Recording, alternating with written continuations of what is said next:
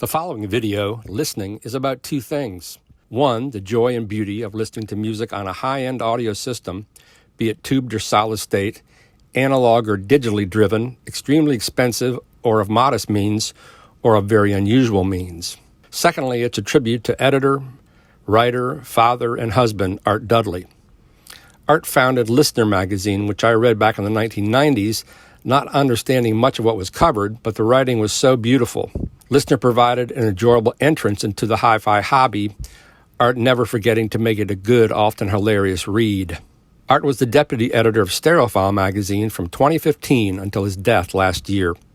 He brought me into the magazine as a writer in 2015 as well. Art was a brilliant writer, a gifted editor, and an all-around decent and very warm human being. He was a straight shooter who didn't suffer fools, but he was always generous and encouraging. Not long after I started Stereophile, Art gave me a Thorn's TD-124 turntable, which really blew me away. That was just one indication of his generosity of spirit. Art is survived by his wife, Janet, and his daughter, Julia. He is greatly missed.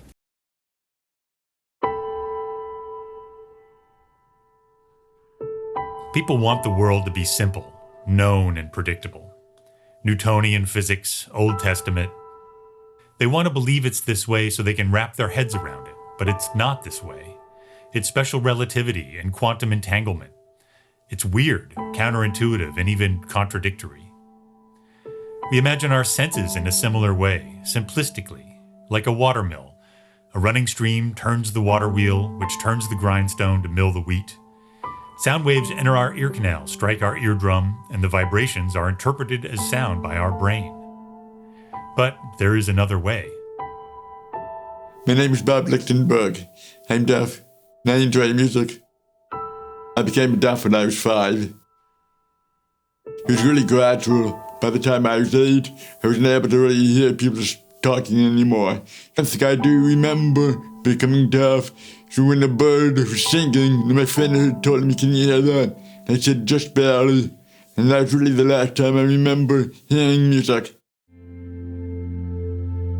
A deaf person shouldn't be able to hear music, but they can. Sound is vibrational information, and the body has ways of sensing this information other than the ears. Hands are particularly adept at this, and it's been found that the brain can rewire its auditory cortex to receive input from the mechanoreceptors in the fingertips instead of the auditory nerve coming from the ear. Bob uses a mylar balloon to gather the musical vibrations in the air of the room and focus them at his fingertips, like what our eardrum does for our inner ear. Well, many deaf people use the balloon.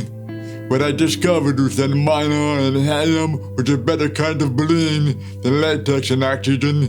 You're just a lot more sensitive to vibrations. I've always been listening to music with a speaker, a little small speaker, but I was always holding it on my ears. And then I realized later on it was similar to feeling of a balloon. But over the years, it just became a point where my brain was, actually hear something really close, but it wasn't close enough, but loud enough, and I'd be feeling it.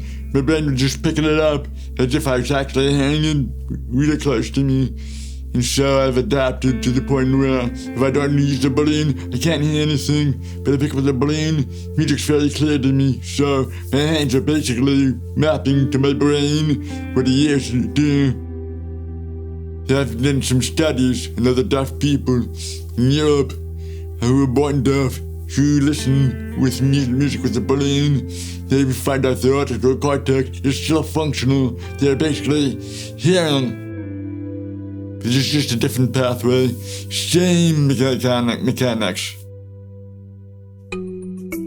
Bob claims his method of listening is limited, and that his balloon doesn't pass on as much detail as a listener might receive through their ears. That may be true, but he is so focused when he listens that he can tell which cable has been swapped in a stereo system by listening alone far more reliably than most audiophiles. There's a lot of guesswork involved in listening with the balloon, because there's a lot of detail that I'm not able to hear, and so I'm trying to figure out in my mind, what are they playing to? With the dead, I know Jerry's gonna go this way, And then Bob's gonna kind of pick up and, play along with him. Then do you want to go this way? If I'm listening to particular people playing. Because it's really an emotional thing for me.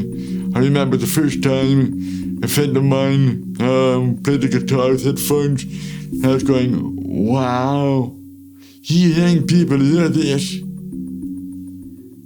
It's amazing to me how beautiful it was.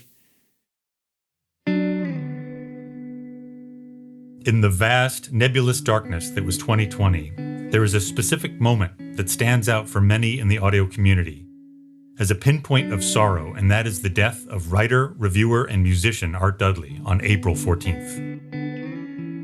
A few of us in the hi-fi industry who knew Art did what we could to assist his family by facilitating the sale of some of his equipment and records. Among the most recognizable items from this collection would have to be Art's Altec Lansing flamenco speakers, which made many appearances in his writings over the years. He described them as having a neo-Moorish grille so elaborately styled it would not look out of place in the drawing room of a Victorian hookah merchant. But he also said that they were reliably skilled at turning groove bumps into goosebumps. Bob, like so many of us, was a great fan of Art Dudley, of his reviews and his column called Listening. Bob now owns Art's speakers and listens to them every day in his unique way, with an attentiveness and a connection that very few of us attain. I'm sure Art would approve. And I'm sure he would appreciate the ironic, iconoclastic beauty of this unlikely connection he shares with an audiophile who is deaf. One thing that attracted me to Art Dudley, he wrote as if music was fun. Just a different kind of writer. He made music human. So for me, those speakers and the fun part of music, that's the one part of the musical spectrum, is to have fun. You can't be serious all the time, listen to just the sound. You have to listen to the totality. I think Art would have appreciated the fact that I enjoy music because it speaks at a human level. And, one of the things about Art's writing is he brought music to people, and the equipment was a side story. And so for me, that is the way I relate to him. His musical tastes, even having the Altecs, just brought me closer to his writing.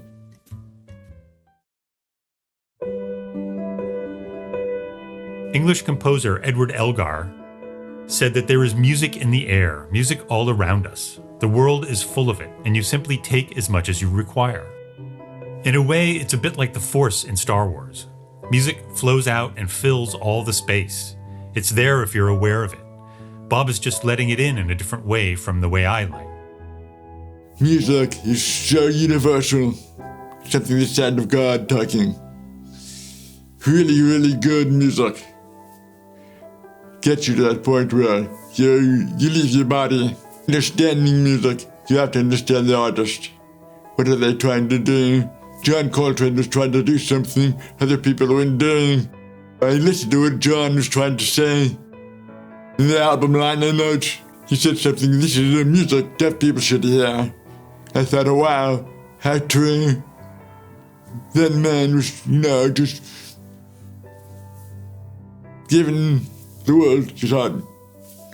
He was just like, right.